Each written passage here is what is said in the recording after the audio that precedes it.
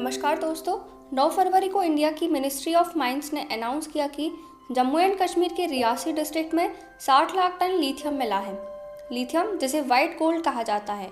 Phone से लेकर car तक जहां भी लिथियम बैटरीज का यूज़ करते हैं वहां लिथियम की डिमांड होती है। दुनिया भर में सबसे ज़्यादा लिथियम रिजर्व्स चिली में पाए जाते हैं, जहां 9.2 मिलियन टन रिजर्व्स पाए जाते हैं, और दूसरे नंबर पर ऑस्ट्रेलिया, जहां 5.7 मिलियन टन रिजर्व्स पाए जाते हैं। तो क्या अब इस नेचुरल रिसोर्स के मामले में भारत ऑस्ट्रेलिया को पीछे छोड़ देगा? क्या अब इंडिया अपनी इकोनॉमी को बेहतर बना पाएगा? तो आइए जानते हैं इन्हीं सवालों के जवाब। लिथियम आज के समय में सबसे वैल्यूएबल मेटल्स में से एक है।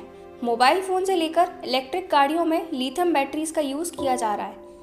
ऐसा इसलिए है क्योंकि बाकी बैटरीज के कंपैरिजन में लिथियम बैटरी का लाइफ स्पैन 10 गुना ज़्यादा है और इनका वजन भी काफ़ी कम है।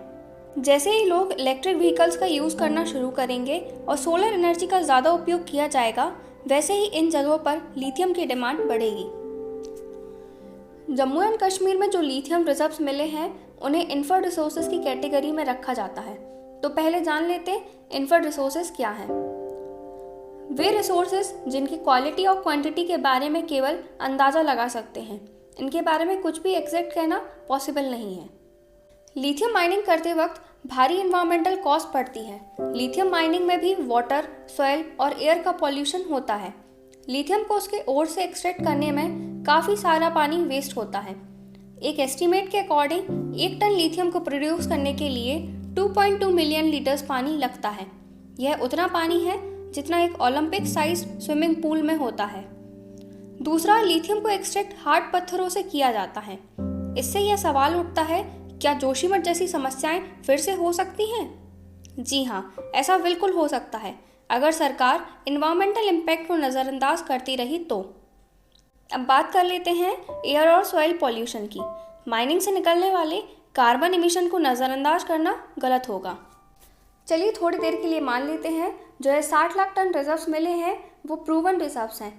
इकोनॉमिकली प्रॉफिटेबल होगा इनको माइन करना और यह इन्वायरमेंट को ज़्यादा अफेक्ट नहीं करेंगे। तो जानते हैं इसका इंडियन इकोनॉमी और जियो पॉलिटिक्स पर क्या असर पड़ेगा। ऐसे बहुत से देश हैं जिनके लिए नेचुरल रिसोर्सेज का मिलना वरदान बन गया है। वहीं कुछ ऐसे भी देश हैं जिनके लिए नेचुरल रिसोर्सेज का मिलना श्राप बन गया है। वो देश हैं कॉन्गो, बोलीविया और नीदरलैंड। नीदरलैंड का केस इतना फेमस हुआ कि इस पूरे फेनोमेना का नाम भी रख गया डच डिसीज़। तो जानते हैं क्या है डच डिसीज़ और इसे रिसोर्स कर्स क्यों कहा जाता है। यह वहाँ देखने मिलती है जहाँ भरपूर मात्रा में नेचुरल रिसोर्सेज पाए जाते हैं। 1977 में इकोनॉमिस्ट मैगजीन में इसका पहली बार प्रयोग किया गया था। हुआ ये था कि 1959 में नीदरलैंड में भारी मात्रा में गैस रिजर्व्स पाए गए थे। इसके चलते इन्होंने नेचुरल गैस को एक्सपोर्ट करना शुरू कर दिया, जिससे इकोनॉमी को काफ़ी फ़ायदा हुआ। लेकिन 10 साल बाद 1970 से लेकर 1977 में अनएम्प्लॉयमेंट रेट 5.2% तक बढ़ गया, जो पहले 1% था। तब यह कहा जाने लगा कि यह खजाना ही श्राप बन गया है, क्योंकि गैस इंपोर्ट के सेक्टर के अलावा मैन्युफैक्चरिंग इंडस्ट्रीज़ और बाकी इंडस्ट्रीज़ सस्टेन नहीं कर पाई और इन्हें नुकसान उठाना पड़ा।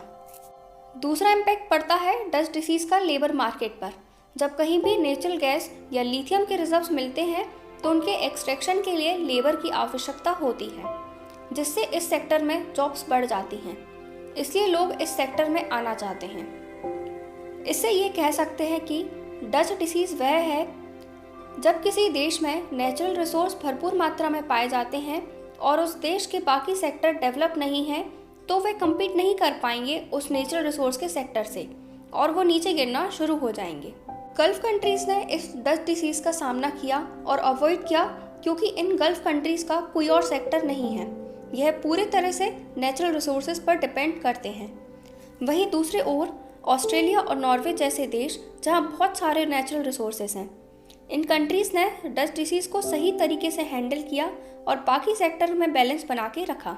इन नेचुरल रिसोर्सेज के पैसे को इन्होंने एजुकेशन और इंफ्रास्ट्रक्चर पर इन्वेस्ट किया। इसलिए कह सकते हैं कि डच डिसीज़ से बचने का सही तरीका है इन नेचुरल रिसोर्सेज से मिलने वाले पैसे को जनता की भलाई पर खर्च किया जाए। अगर हमें देश में नेचुरल रिसोर्सेज का खजाना मिलता है तो हमें पूरी तरह उस पर डिपेंडेंट नहीं होना है। हमें उसका यूज़ देश के लोगों के लिए करना है। इसके साथ ही करप्शन और मिसमैनेजमेंट का भी ध्यान रखना है।